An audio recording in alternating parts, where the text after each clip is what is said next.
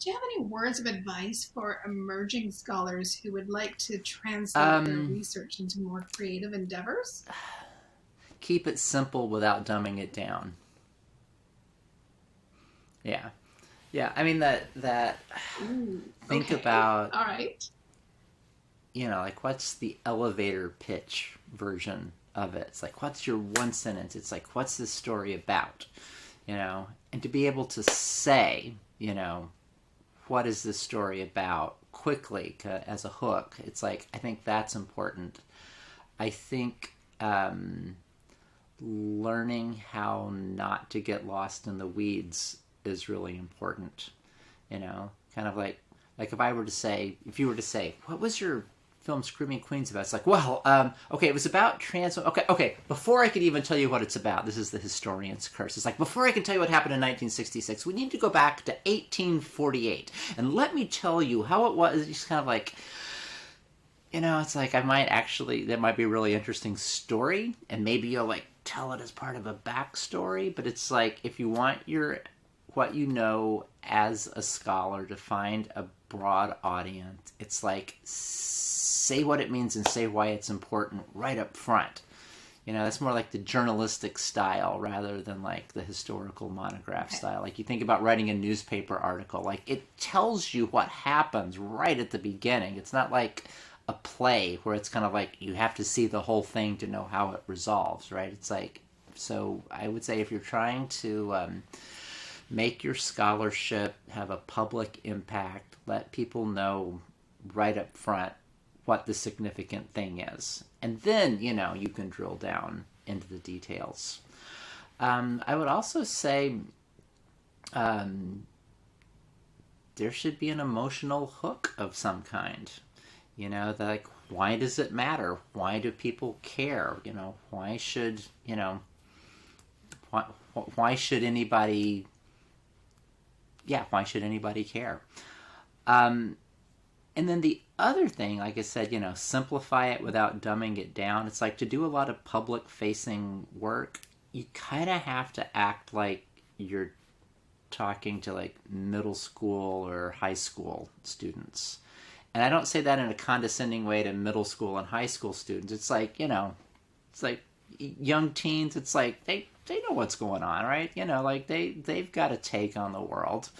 Um, but they're ignorant in the sense of like they just haven't had time to learn a lot of stuff yet, and there is no shame in ignorance. And so like always keeping in mind that distinction between like I have a deep take as well as a hot take on something. um, I'm going to tell it to people who are going to kind of like get it or not get it in this kind of intuitive way, but they're going to be sort of low information because they haven't studied this before. So like, how do I think about like bringing out what's like cool, interesting, deep, profound, radical, whatever in my story, but presenting it in a way that people just go like, oh, like that's dope, even if they don't have a lot of background information yet. So you just have to, you in a lot of ways, I think writing for the public is way harder than writing for academics because and if I'm writing for an academic audience, I can throw around the post structuralist cultural theory, or I can say Foucault, or I can assume a certain level of background knowledge about something, or if I say as blah blah blah says, and pump and throw in a quote from another scholar, it's like, well, it's like chances are my audience is going to know something about that scholar. And the public is not. So it really has to be story driven. It really has to be like smart and engaging without talking down to people just because they don't happen to know something that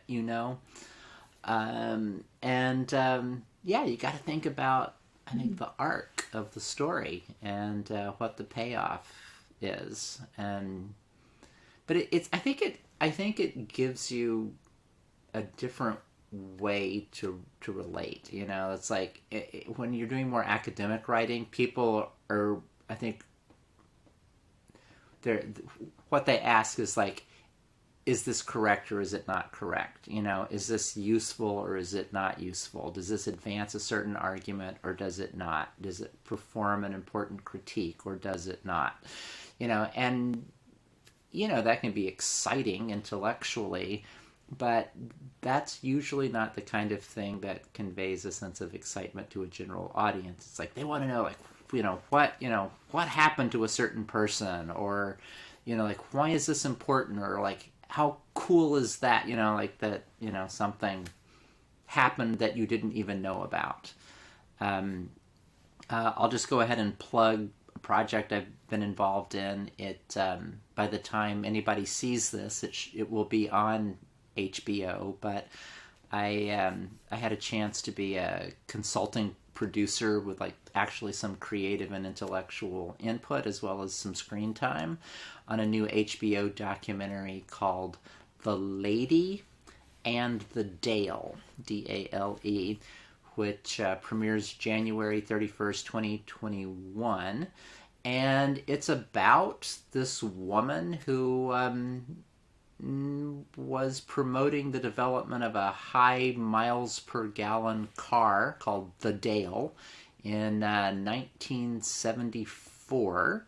Most people don't remember anything about that, but it captures this sense of like, wow, like the energy crisis, in 1974.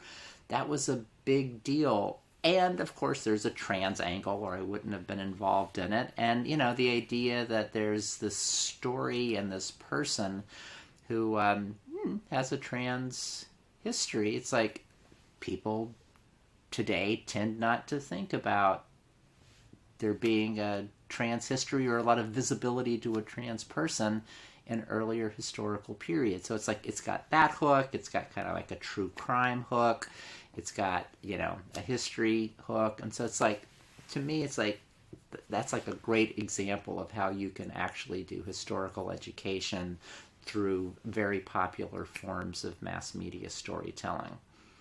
Is there anything else that you'd like to talk about that I haven't, or that you'd like to add? I think we've covered a lot of turf. I'll just say again that being connected with Simon Fraser and holding the Ruth Wynn Woodward professorship really was like, it's been a career highlight for me. It's like I so loved my time there, and I'm so appreciative of the opportunities it helped me realize in the future. And I really miss all my Vancouver friends. Just like I totally, it's like I was supposed to be in Vancouver this year at some point for a gig, and COVID has shut everything down, including, the U.S.-Canadian border to a large degree. And so I just look forward to being able to come back and visit. And it's like Vancouver and Simon Fraser have a real, big, warm spot at my heart.